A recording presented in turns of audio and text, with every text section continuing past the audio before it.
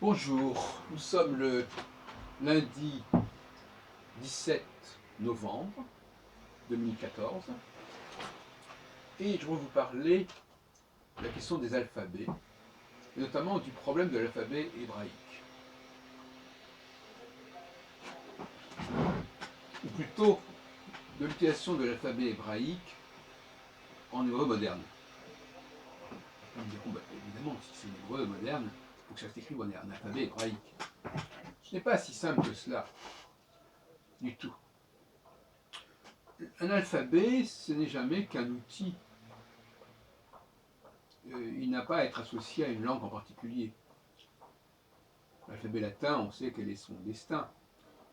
Les chiffres arabes, on sait que tout le monde les utilise. Ce sont des signifiants universels, même si on les utilise de façon aussi diverse qu'on voudra. Même l'alphabet qu'on appelle hébreu, c'est en fait un alphabet araméen, pas l'alphabet hébreu d'origine. On ne compte plus le nombre de langues qui ont changé d'alphabet en cours de route. Comme le turc, par exemple, le data-turc, qui a abandonné les caractères arabes. Mais l'hébreu de Ben Yehuda, d'Eliezer Ben Yehuda, le fondateur de l'hébreu moderne, il est resté fidèle à cette idée de garder le même alphabet que celui qu'on utilisait dans les textes anciens. D'autant plus que cet alphabet hébraïque avait servi aussi pour le yiddish et pour d'autres langues comme le judo-arabe ou le judo-espagnol, enfin je ne sais pas exactement. En tout cas, il avait servi pour des diverses langues juives, ce qui lui donnait une aura plus large. C'est vrai que les journaux en yiddish paraissaient avec les caractères hébraïques, c'est clair. Je dis ça parce que le sionisme, le mouvement sioniste était quand même très marqué par le yiddish au départ. Par le monde yiddish, par le monde judo-allemand, qui est beaucoup moins que le monde yiddish, enfin qui est quand même... voilà. Donc, je crois que on mélange deux choses là. Certains diront, oui, mais alors comment on va lire les textes anciens? Mais qui est-ce qui va lire les textes anciens? Alors que nous sommes dans un monde où les juifs sont de moins en moins capables de lire l'hébreu, et en tout cas encore moins capables de le comprendre, pourquoi ne pas avoir accepté la translittération latine?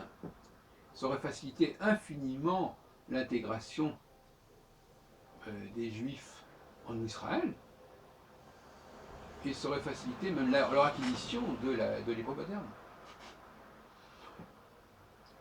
Moi, je crois que il faut tenir le passé à distance. Ça ne peut pas être paradoxal pour un historien, mais le passé, les historiens ont le droit de creuser, de fouiller le passé, mais le commun des mortels, c'est-à-dire que nous-mêmes, en fait, compte dans la vie publique, puisqu'on est quand même dans un émetteur-récepteur, donc il faut quand même qu'on communique entre nous. Le commun des mortels n'a pas besoin d'avoir des références au passé, n'a pas besoin d'avoir accès au passé, si ce n'est par le truchement de ce qui nous en parvient. Et on peut très bien imaginer de même lire la Bible dans un hébreu latinisé sur le plan de l'alphabet. Je dis ça d'autant plus que récemment j'ai parlé du statut de la langue française, et j'ai dit que la langue française était parvenue à se dénationaliser, si on peut dire. C'est-à-dire de se délocaliser en apparaissant plutôt comme un outil de communication neutre qui n'était pas lié à un pouvoir ou à une culture particulière. Ce qui fait qu'on a parlé français dans les...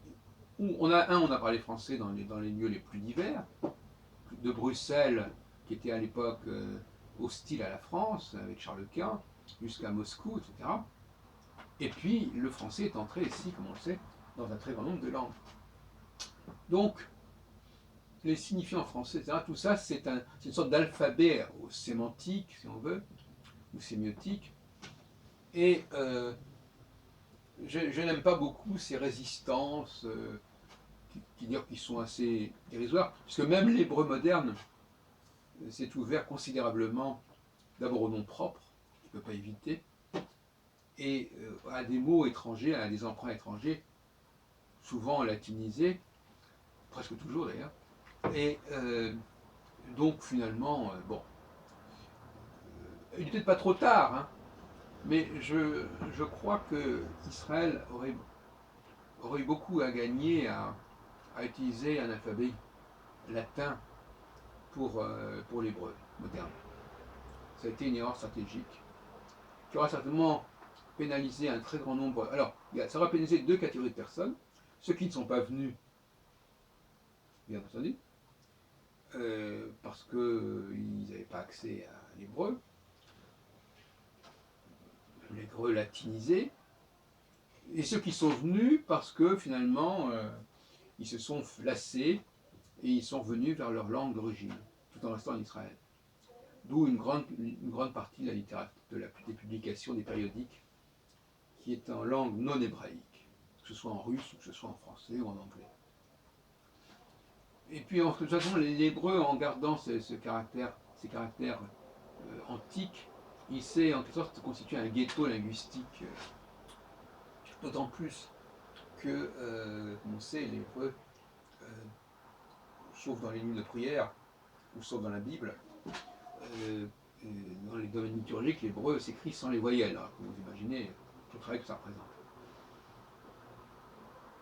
Je pense que si on avait adopté l'hébreu en caractère latin en Israël, on aurait probablement pu aussi l'obtenir pour le livre de prière, ce qui se fait d'ailleurs, parce qu'il y a pas mal de livres de prière où certaines prières sont transcrites en caractère latin. Je pense notamment au livre de prière de MGLF, où le Kaddish est en caractère latin, pour qu'on puisse le lire, même si on ne maîtrise pas totalement l'alphabet hébraïque. Parce que l'alphabet hébraïque, moi par exemple, je n'ai pas de facilité avec l'alphabet hébraïque. Je connais bien l'hébreu, mais je trouve que si c'était en caractère latin, je pourrais le chanter, je pourrais le lire plus facilement. Donc là, je trouve ça vraiment une torture inutile et regrettable, et qui n'est pas fondée, qui n'est pas justifiée.